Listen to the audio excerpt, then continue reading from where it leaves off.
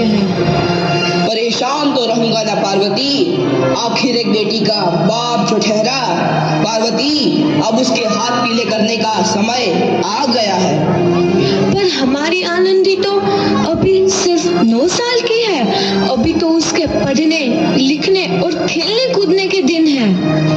देख पार्वती, लड़कियां पराया धन होती है और जितना जल्दी इन्हें घर से विदा कर दे उतना अच्छा है। कल से आनंदी की पढ़ाई लिखाई बंद। पर बाबू, इसमें मेरी क्या गलती है? आप मुझे पढ़ाई करने क्यों नहीं देते? तेरी गलती है कि तू एक लड़की है। लड़का होती तो क्या बापू? लड़का होती तो क्या? ऐ लड़की, ज्यादा जबान ना चला, नहीं तो जबान हलक से खींचकर बाहर निकाल दूंगा। बापू, मैं पढ़ लिख कर कुछ बनना चाहती हूँ। मेरी पढ़ाई ना रोको बापू। आनंदी, तुझे पढ़ना है तो पढ़, लेकिन सारी उम्र बाप की छाती पर यूं बोझ बनकर ना बैठ।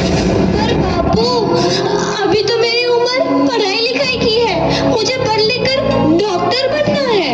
पढ़ाई पढ़ाई पढ़ाई, आज तो तेरी किताबों का काम तमाम करके ही छोड़ूंगा। ये ले।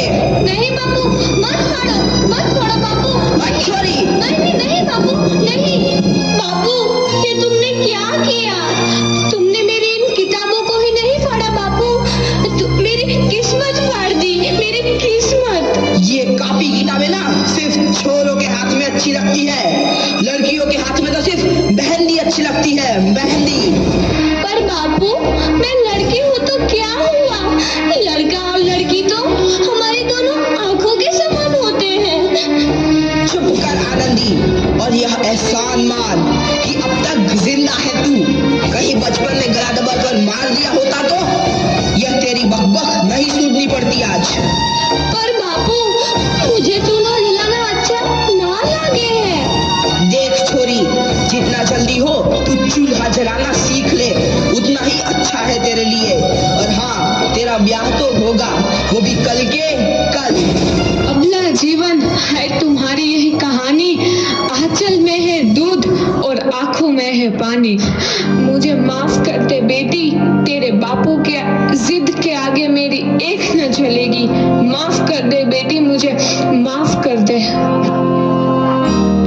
इस प्रकार मात्र 9 वर्ष की छोटी उम्र में आनंदी का विवाह गोपाल राव जोशी से हो गया। बाल विवाह एक सामाजिक कुरीति है और इस कुप्रथा का शिकार होना पड़ा आनंदी को। 5 वर्ष बाद आनंदी 14 साल की हो गई है। उसके घर एक शिशु ने जन्म लिया है। देखते हैं आगे क्या हुआ। देखिए ना, इसे क्या हो गया है? इसका माथा तो अंगार की तरह तप रहा है। इसे तो बहुत तेज बुखार है। आप बिना कुछ भी बोलते हैं, दीजिए मुझे। माधव, जल्दी से वैद्य जी को बुला के लाओ। जी, अभी बुला के लाता हूँ। ये तुम क्या कर रही हो आनंदी? भगवान की विभूति लगा रही हूँ। बस करो आनंदी, ये सब अंधविश्वास है। अरे आप यकीन तो कीजिए, भगवान की कृपा से इसका माथा ठंडा हो रहा है और बुखार भी उतर गया है ना बाबू?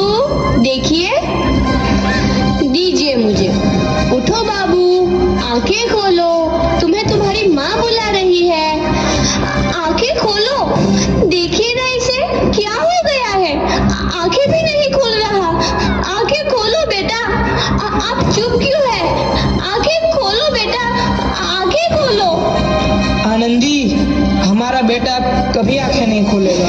नहीं, ऐसा नहीं हो सकता। मेरे बेटे को मुझसे कोई नहीं छीन सकता, कोई नहीं छीन सकता। पागल मत बनो आनंदी। माधव,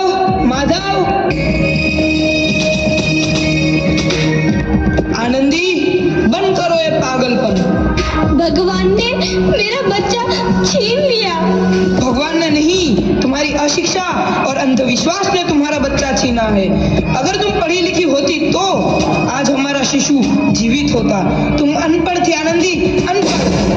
नहीं, अब मैं अनपढ़ नहीं रहूंगी मैं अनपढ़। मैं पढ़ूंगी ताकि कल किसी और आनंदी को इलाज के अभाव में अपना बच्चा ना खोना पड़े। शाबाश आनंदी, और यही तुम्हारे अपराध के लिए प्रायश्चित भी है।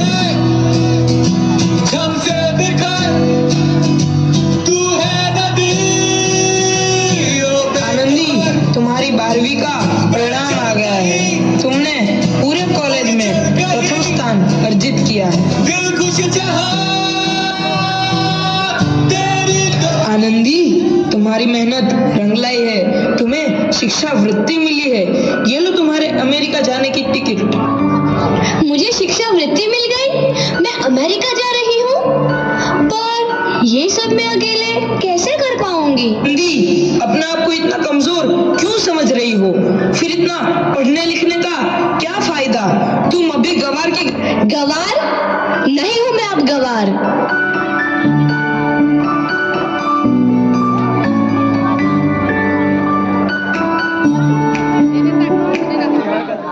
तो इस प्रकार 7 अप्रैल 1883 को आनंदी अमेरिका के पेंसिल्वेनिया के लिए रवाना हुई और 3 साल बाद उन्होंने डॉक्टर ऑफ मेडिसिन की उपाधि प्राप्त कर ली।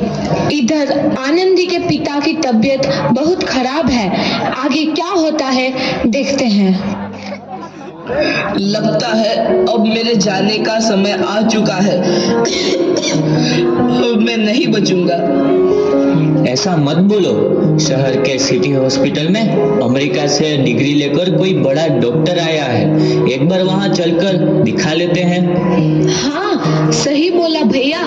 कम से कम दिल को तसल्ली तो मिल जाएगी। हाँ हाँ, चलो चलो जल्दी हॉस्पिटल चलते हैं।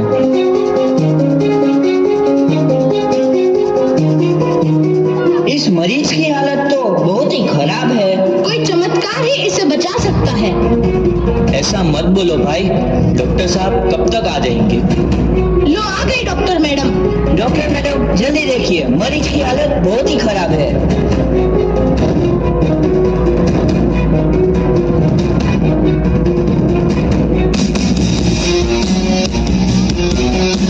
अब आप बिल्कुल ठीक है। मौत के मुंह से आपको बचाया है डॉक्टर मैडम ने। डॉक्टर साहब ने मुझे बचा लिया। मुझे मिलना है डॉक्टर साहब से। डॉक्टर साहब नहीं, डॉक्टर मैडम बोलो। डॉक्टर मैडम, उन्होंने ही तुम्हें जीवन दान दिया है। लो आ गई डॉक्टर मैडम, मिल लो उनसे।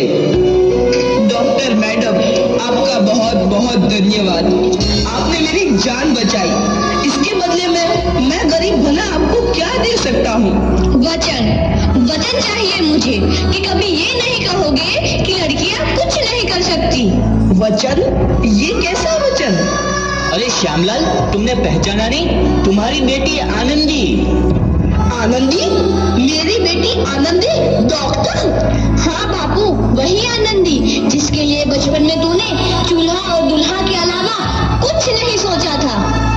आनंदी, आनंदी मेरी बेटी, मुझे माफ कर दे। मैं तेरा गुनहगार हूँ बेटी। नहीं नहीं बापू, वही आनंदी जिसके हाथ पीले करके तुम उसकी सारी जिंदगी काला कर देना चाहते थे। माफ कर दे मुझे मेरी बच्ची, माफ कर दे। मैं तेरा अपराधी हूँ मेरी बच्ची, माफ कर दे। नहीं बापू, मैंने तो तेरा एहसान चुकाया है। याद है ना अपना एहसान जो बचपन में तुमने मुझ पर किया था? ताने सुना सुना कर जीते जी मार डाला था मुझको। अब बोल, और किस किस को मारेगा? आनंदी बेटी, मुझे माफ कर दे मेरी बच्ची। मैं तेरा गुनहगार हूँ। बापू, आपने ही तो बोला था किताबें सिर्फ बेटों के हाथ में अच्छी लगती है, बेटियों के हाथ में तो सिर्फ मेहंदी। बेटों और बेटियों में फर्क करना तो आंखों में फर्क करने समान है। एक का पढ़ना और दूसरे का ना पढ़ना सामाजिक अंधकार है बापू, सामाजिक अंधकार। उपकार मांगता हूँ मैं तुझ जैसी बेटी का, जिसने सारी उम्र मुझसे कुछ ना मांगा तो सिर्फ बराबरी का दर्जा। वरना सच तो यह है कि मैं तेरी माफी के लायक भी ना हूँ। मुझ जैसा बाप तेरी बराबरी कर सके उसके मैं लायक भी ना हूँ मेरी बेटी, लायक भी ना हूँ। अब अपने बापू को क्या माफ नहीं करोगी आनंदी?